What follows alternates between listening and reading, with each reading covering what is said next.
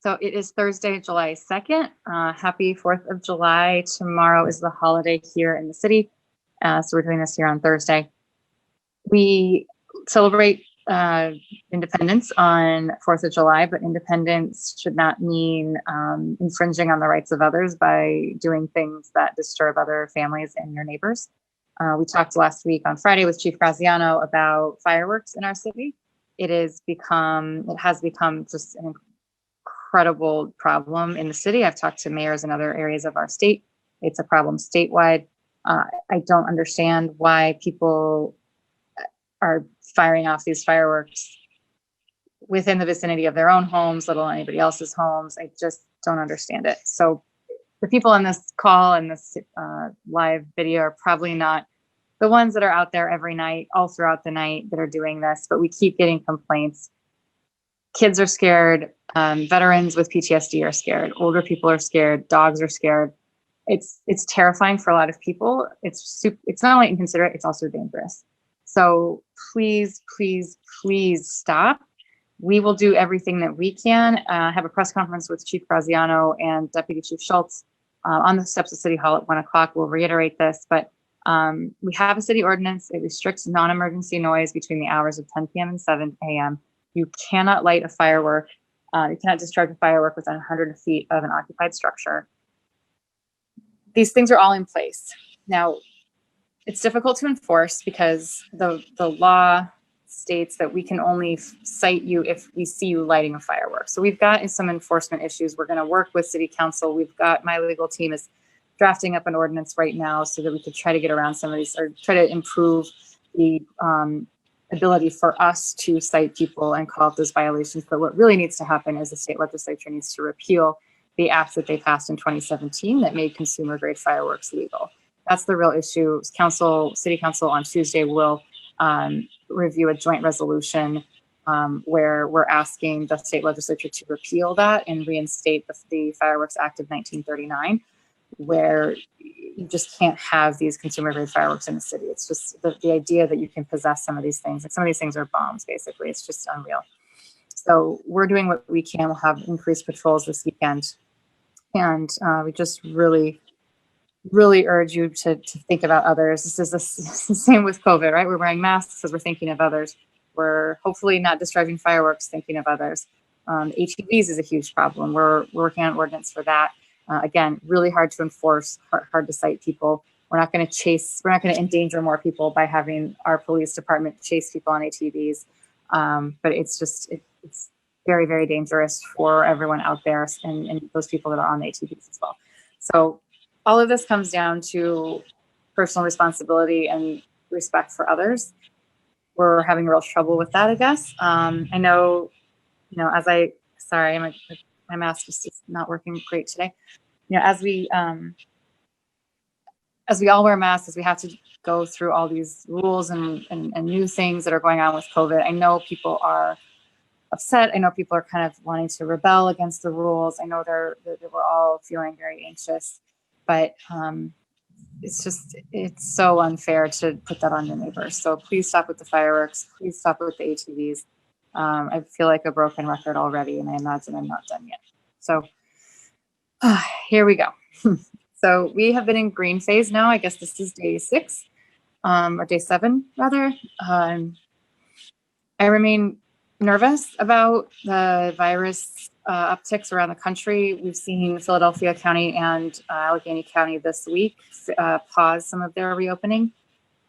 We're continuing to look at all this and want to make, we're hoping to open more things, not shut things down, but we have to be really thoughtful and vigilant here. So we'll continue to look at how things are going and decide what's best for the city, what's best for the county. I'm in touch with the county, of course, and our legislators to see how things are going, keep tabs on everything. I talked with, all the hospitals yesterday, and we're seeing an uptick in testing. Luckily, we haven't seen an uptick in cases, but more people are going in to get tested. The virus is still very much here. Yesterday, there is an order now that you must wear a mask when you leave your home. So it's an increased level of an order coming from the governor's office. So really, really do have to wear a mask now. Please do so. It's not that hard. And especially, by governor's order, you have to wear one to go into a restaurant or a bar or a grocery store or any retail area or any park or anywhere you go, you have to wear one. So please do that, and don't put it on others to tell you to wear a mask. That's again, so we talk about respect for each other and quality of life, that we're all responsible for the quality of life of ourselves and others. If we're putting ourselves in the situation where we're making somebody tell us that's not a good social relationship, that social environment that we're creating. So please don't do that to others. Please just wear your mask. It's not that hard. Okay, and then City Hall is open. So we've had a great week having people coming in just on the first floor here. We've got a lot of signs, as you'll see, and the rest of the building is cordoned off. If you need to do something that's not in the Treasury or LIPS department, you can make an appointment and you can still do business in the city, but we're trying to limit the public going throughout the entire building. A lot of our team is still working from home, and we're trying to be as again, vigilant as possible here at the city. So there's tons of sanitizer. That it's very clear that you enter one door and exit the other. It's gone really smoothly so far. So we appreciate people keeping their distance, wearing their masks, and sanitizing their hands and keeping everybody safe.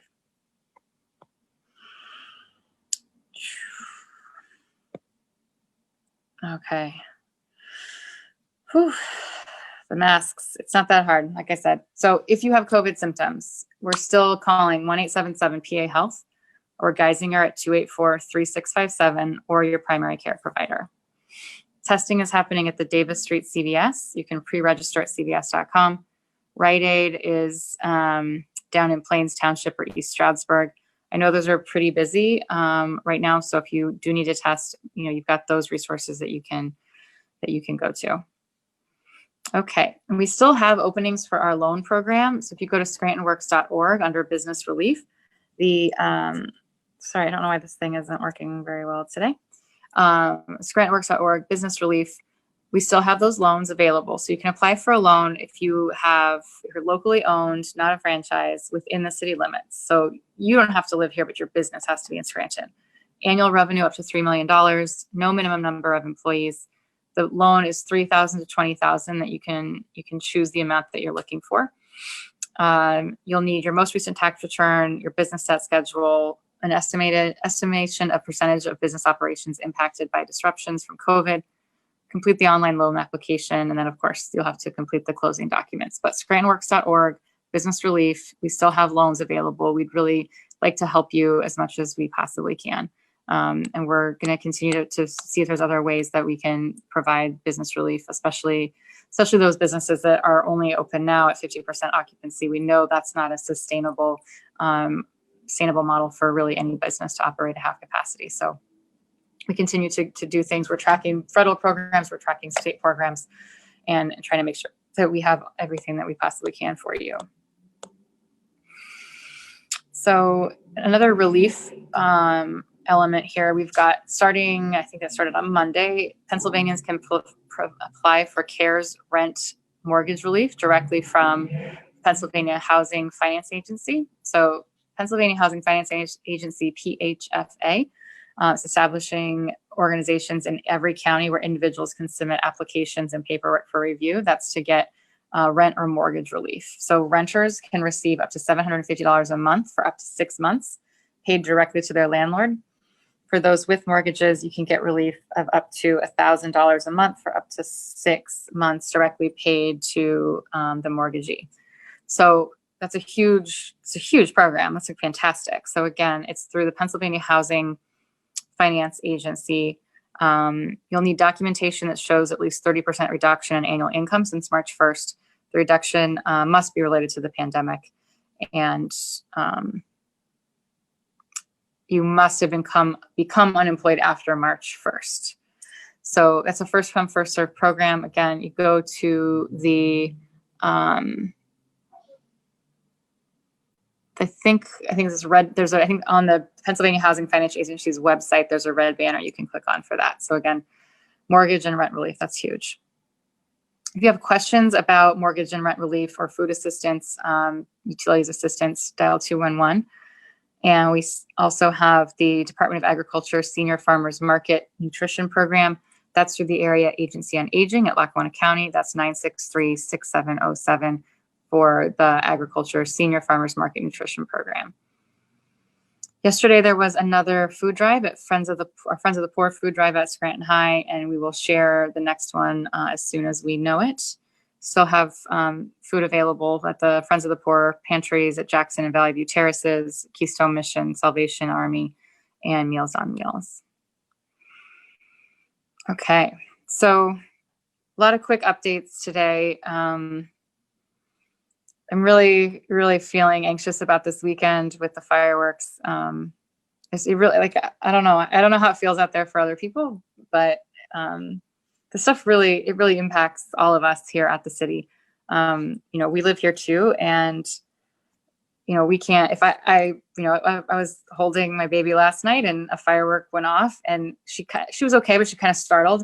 And we're very far away from where these fireworks are, so I can't imagine living next door or on the same street as somebody who's lighting these fireworks. I can't get it out of my head. I'm very worried about the weekend, and the reason that we have all these weekly town halls is so that we are like really in good communication. And I want you all to see that this isn't just like this soulless government. Like, we are very much here in it with you in this city, and these things impact us too. And you can see, maybe you can have a mask and you can see the emotion on my face, but I really am worried about the weekend. I'm concerned for all the people out there that have, are going to be woken up or not being able to sleep because of these fireworks. So it just really, really bothers us here. So I'm going to kick it to questions. So John asks, is Scranton having fireworks for the 4th of July? So the Scrantastic celebration is actually through the county, and that is canceled. So there's no big fireworks event this weekend, unfortunately. That, for obvious reasons, that would bring a huge crowd all together, and the county decided not to have that. But that, doesn't mean you should recreate it in your neighborhood. A few sparklers with your kids, that's cool. But just even though they're legal, even if it's legal to possess these fireworks, it doesn't mean it's legal to set them off in your neighborhood close to other structures. Okay, so Lynn asked the same question. So if you do have a complaint about fireworks, you can please call the non-emergency line for SPD, 348-4134. So again, 348-4134 if you have a a non-emergency. If there's a fire, 911, absolutely, we'll get the fire trucks there. But non-emergency line for fireworks, 348-4134. I think it's in the last 2 weeks, we've had 57 complaints, and I'm sure a lot of other people that would have called in, but it was the middle of the night and they probably were tired and wanted to try to go back to sleep. So 348-4134 is the non-emergency line for fireworks. If it's an actual emergency, if there is a fire or some other injury, obviously that's a 911 call. So pools open. That is a question that I have myself. We're still looking at it as cases start to tick up in other places. I remain a little bit nervous. We're having a conversation actually later this afternoon to see where we're at with the pools. NAOG pool is not opening. We know that it's not ready for showtime. It needs a great deal of work. We would have done that work this spring, but with COVID, the construction obviously couldn't happen. We're working on NAOG for opening summer 2021. So NAOG will not be open.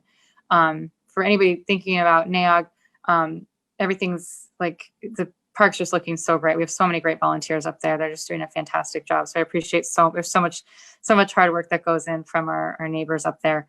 And the reflecting pool is up and running and it's looking really good. Everhart Museum is not open yet.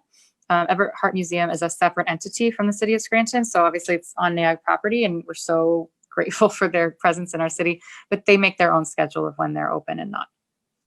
I think they're planning to open in August, if I'm not mistaken. So as we know, with something like Everhart is inside, Everhart being inside is, that's outside activities are what we're encouraging right now. And I'm glad that this is all happening during summer. So with pools, we'll keep you posted. I'm hopeful, but I don't want to, again, I keep saying, I don't want to set expectations and then not deliver on my promise. how can the city enforce mask wearing? So actually, I need to get an update on this. It's not something that we're citing people for at this point. We really would like to get to a point where I'd like to never get to the point where we have to actually cite people for not wearing masks. But we certainly will respond to calls if people are being irresponsible. And hold on, I need to plug in my laptop.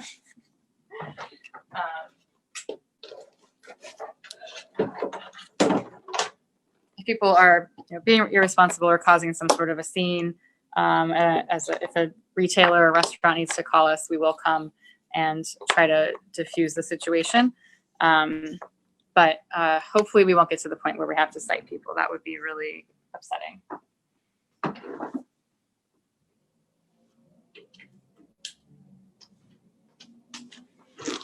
Okay. Battery crisis averted.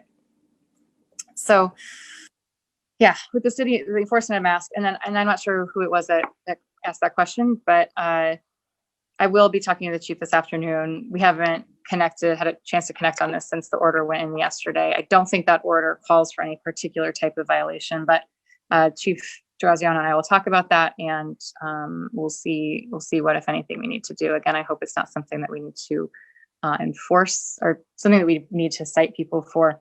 That would be burdensome on our police force. It's really simple. Please just wear a mask. But if you are a business owner or an employee somewhere and you need help, if a situation escalates, that's what we're here for. So do call. And someone else had an interesting idea yesterday about potentially setting up some sort of non-emergency line for that. We'll explore that too. Okay. So